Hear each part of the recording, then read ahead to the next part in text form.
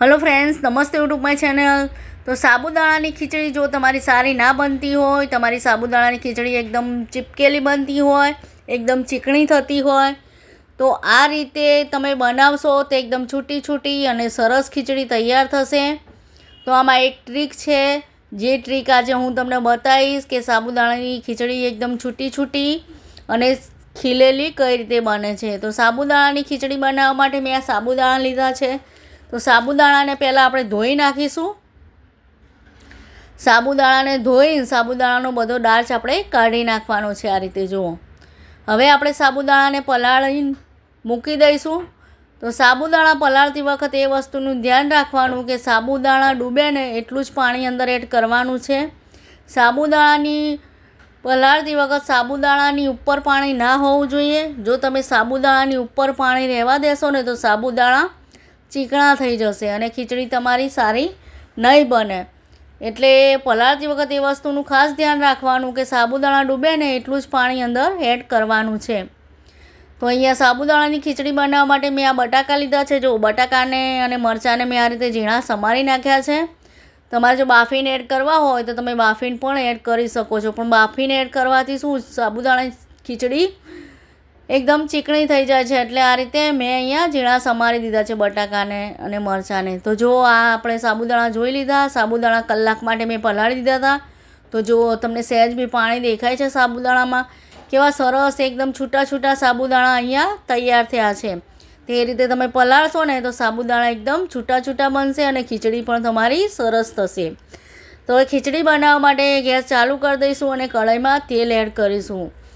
તેલ ગરમ થાય એટલે એમાં જીરું એડ કરીશું। જીરું સતળાય એટલે એમાં કાચી સિંગ એડ કરીશું, મીઠા લીમડાના પાન એડ કરીશું અને જે આપણે બટાકા અને લીલા મરચાં ઝીણા ઝીણા સમાર્યા હતા એને એડ કરી દઈશું।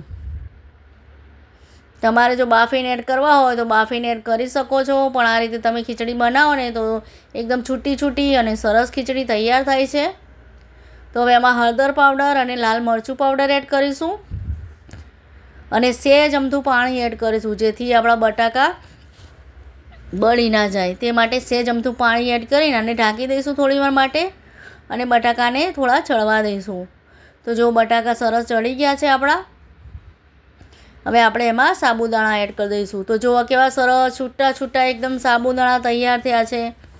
સહેજ બી આમ ચીકણા નહીં થયા કે સહેજ બી ચીપકેલા નથી। જુઓ એકદમ છૂટા છૂટા સાબુદાણા અહીંયા તૈયાર થયા છે। જુઓ આ રીતે તમે આ ટ્રીક વાપરશો ને સાબુદાણા પલાળતી વખત તો તમારા સાબુદાણા એકદમ સરસ બનશે, સહેજ બી ચીપકેલા નહીં બને। તો હવે આપણે એમાં મીઠું એડ કરી દઈશું।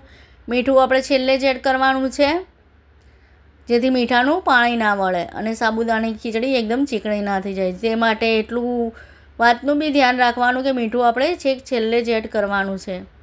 અહીંયા મને મરચું થોડું ઓછું લાગતું હતું એટલે મેં અહીંયા મરચું થોડું એડ કર્યું અંદર, પછી મીઠું એડ કરીને તે મિક્સ કરી નાખીશું અને આને થોડી વાર માટે શેકાવા દઈશું આપણે સાબુદાણાની ખીચડીને। આ હું અહીંયા સાબુદાણાની મસાલા ખીચડી બનાવું છું। પછી એમાં આપણે લીંબુનો રસ એડ કરી દઈશું। લીંબુના રસની જગ્યાએ તમારે ટામેટાં એડ કરવા હોય તો પણ તમે કરી શકો છો। મસાલા ખીચડીમાં ટામેટાં પણ સરસ લાગે છે સાબુદાણાની। જો આપણી સાબુદાણાની ખીચડી તૈયાર છે, તો હવે આને આપણે કાઢી લઈશું। તો જો એકદમ છૂટી છૂટી અને મસાલેદાર સાબુદાણાની ખીચડી તૈયાર છે। આ રીતે તમે બનાવશો તો ખૂબ જ ટેસ્ટી અને સરસ બને છે। તમને મારો વિડીયો સારો લાગે તો મારી યુટ્યુબ ચેનલને સબસ્ક્રાઈબ જરૂરથી કરજો અને લાઈક પણ જરૂરથી કરજો। બધાને મારા તરફથી જય મા લક્ષ્મી અને જય શ્રી કૃષ્ણ। તો જો કેવી છૂટી છૂટી સરસ બની છે।